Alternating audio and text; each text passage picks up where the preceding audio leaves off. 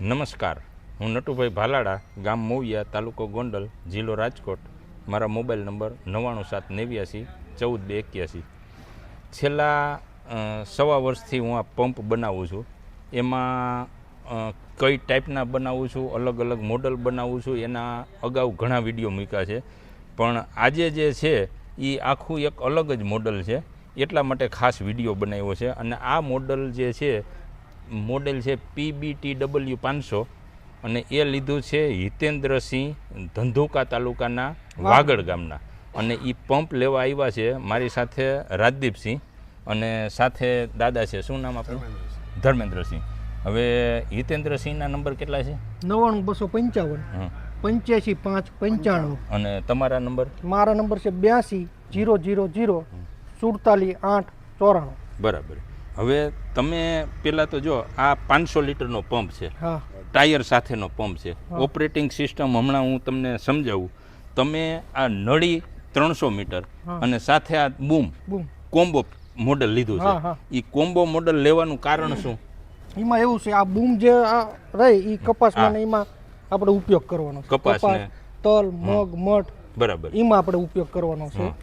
અને આ ગનનો ઉપયોગ જીરુમાં, ચણામાં એમાં ઉપયોગ કરવાનો. કપાસમાં તો આ આખો કપાસ પાકે ત્યાં સુધી આનો ઉપયોગ ન થાય.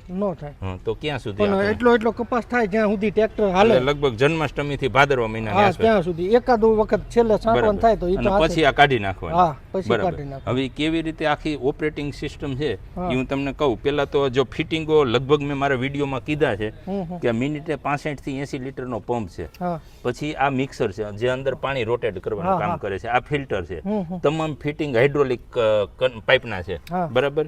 અને આ જે છે આ આપણું જે બેલ્ટને બદલે ચેન ચક્કર આપેલું છે, મેં અગાઉના વિડીયોમાં કીધો છે. અને બધા મોટા ભાગના ફિટિંગ આ જે છે એ બ્રાસના ફિટિંગો આપેલા છે.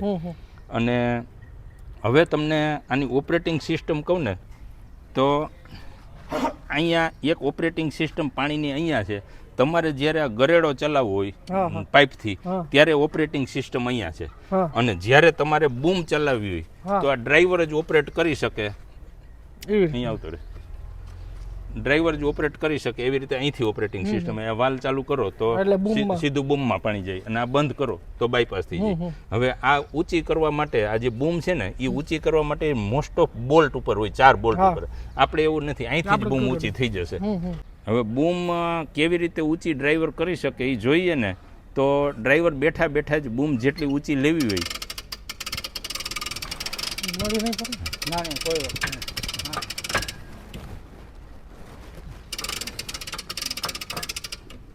બસ આ રીતે બૂમ ઊંચા નીચે આવી જાય.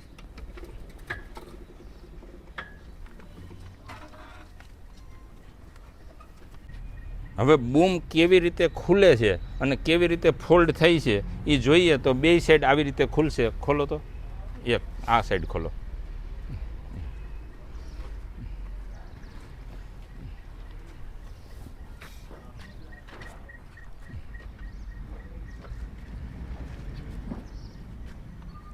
આ ટોટલ બૂમની લંબાઈ અત્યારે 30 ફૂટ છે, જેમાં રાજદીપભાઈની સૂચન મુજબ દર 27 ઇંચે નોઝલ આપેલી છે.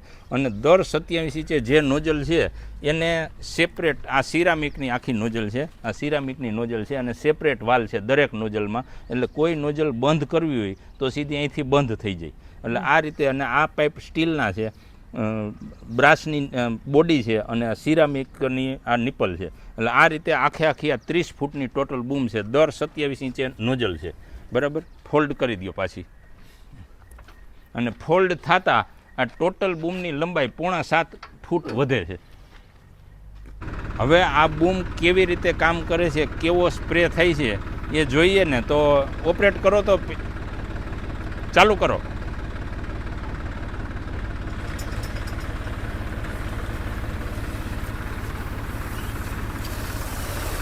આ એક વાલ બંધ છે.